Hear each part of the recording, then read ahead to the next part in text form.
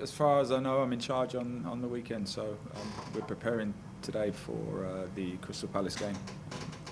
And it's a short space of time to kind of prepare. You know, the turnover is quite tight. Today they're on a bit of a recovery, and then half of the group trained. So we'll have to see who came out of the game with scrapes and bits and pieces tomorrow. Obviously, it's been a sort of traumatic time for the club over the last few weeks or so. You jumped into the hot seat. How much are you enjoying this challenge at the moment? Yeah, really enjoying it. Really enjoying it. I mean, it was a challenge, a big challenge, but it was. You know, last night was fantastic, you know, to lead the team out against Leicester. Went up against a very, very good side. And we knew the threats that they posed. So, you know, when we first heard that we were going in and we were taking over for the training session and bits and pieces in the game, you know, we looked at it and there was a short time to prepare. Fantastic side, informed side in the Premier League. So we were kind of thinking, okay. But, you know, I think the lads responded really well. You know, performed manfully and we were happy last night. Are you interested in becoming the new Watford manager?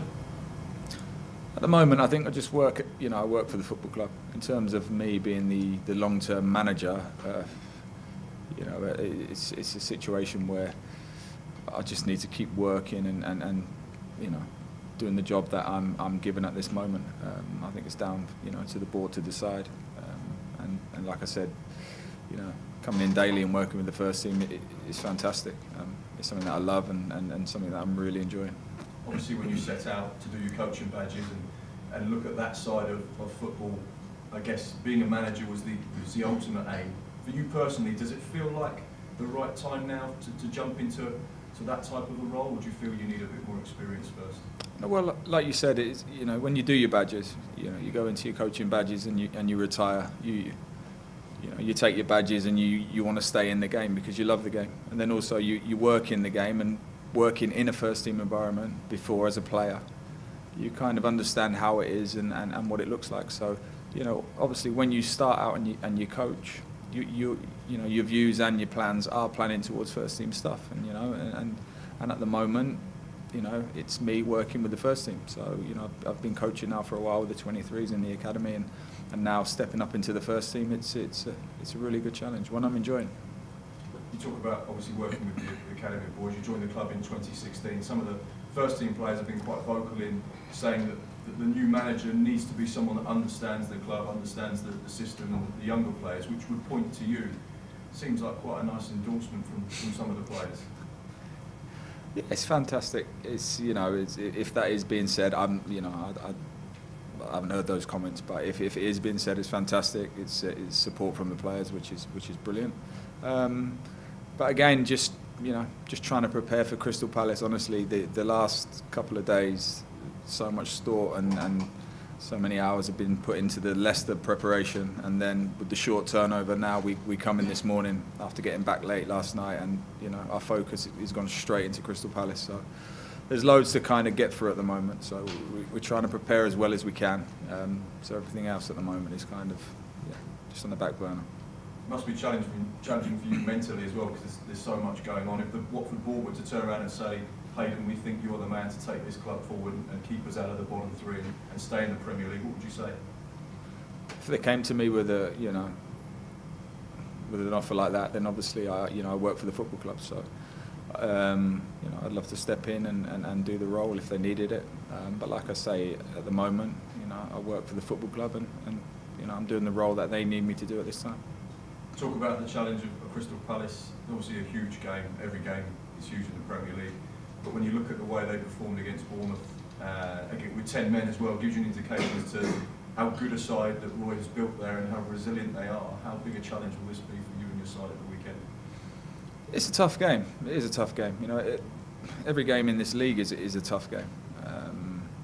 A side again in form, but we're hoping to be positive on the day. We're going to go and try and start with a high tempo, and you know, we need to go into the game taking the same mindset as yesterday, taking the same positivity as yesterday into the home game, and use it and get the fans, you know, get the fans going early, and you know, see where it takes us. What do you think are Crystal Palace's biggest strengths as a side? Where will they cause you most problems? They're a good side, you know. We know that they can, you know, they sit and they can soak up a lot of pressure, but also on the counter attack, we know that, you know, the width is a big strength of theirs. So, you know, we know that, you know, Zaha and Townsend and people like that possess some, you know, some fantastic ability. So, players that we might have to look after. Chalobah's come in and he's done fantastically well as well. Another player with loads of pace. So counter attack wise, we know that they're going to be strong. But like I said, it's more, you know, concentrating on us tomorrow. On Saturday.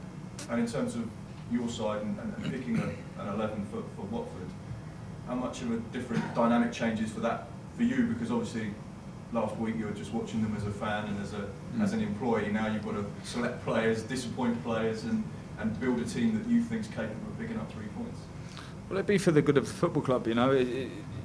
If there's an 11 that we need to go out and do a job on the pitch, then I'm sure the rest of the guys are professional enough, and the attitudes are brilliant, and they understand. And if one of them's left out and one of them's on the bench, you know, the next role coming into the field is one that we need them to feel really well.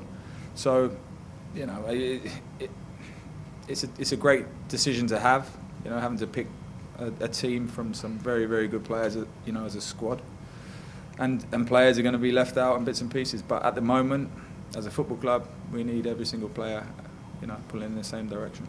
What's the team news for the game? Any doubts from last night? No doubts as yet. We've got two players who trained this morning who weren't in the squad, in Christian Cabaselli and Roberto Pereyra. So those two guys trained today. In terms of yesterday and the players who played, everyone came through the game fine. And finally, obviously you've seen up close and personal the players, you've worked with them, albeit for a short period of time. Currently 7 points adrift in the Premier League, which is a huge ask, but there is still a big chunk of the season to go. Do you feel that there's the makings within this squad that this club can still be a Premier League outfit at the end of May?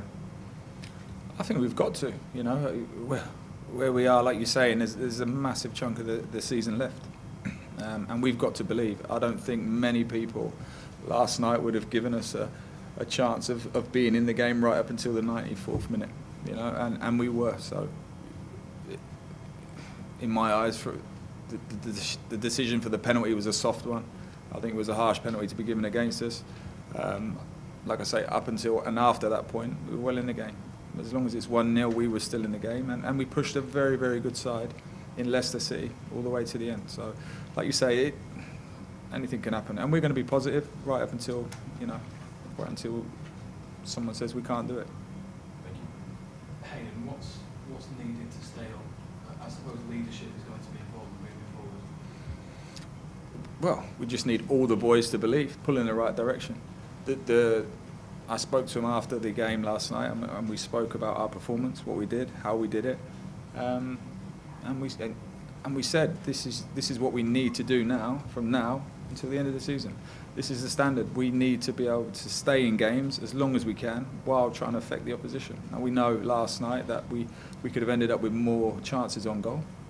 You know, every game's different, but the way we started the game, the same energy, the same tempo, you know, in the dressing room before the game was brilliant. So we need that again for the rest of the season. There's plenty of good voices and plenty of leaders in that dressing room, people like Ben Foster, Troy Deeney. Are they in the dressing room, you know, geeing everyone, rallying the team around as well as yourself? Yeah. I mean, the dressing room is a positive place. Last night it was excellent. You know, at half time, as you can imagine, we've come in at half time, and you know, we set up as a certain way. We set up as a game plan. We come in at half time, and we were well in the game. We knew that they had a couple of good efforts, but we knew we were hitting them on the counter attack, which was fantastic, and that's how we kind of set up. And you know, half time was brilliant. We had a chat, we sat down, we spoke about going out. Same again, it will come, professional performance. And unfortunately, the penalty was given, which set us back, and you know, away from home at their place, it's a tough ask. How will your experiences as a player help you in the role you're in now? Sometimes you feel what the players are going through on the pitch because you've been there before, and it's a tough situation, and you know, it's hard to be out on the pitch when it feels like everything is going against you.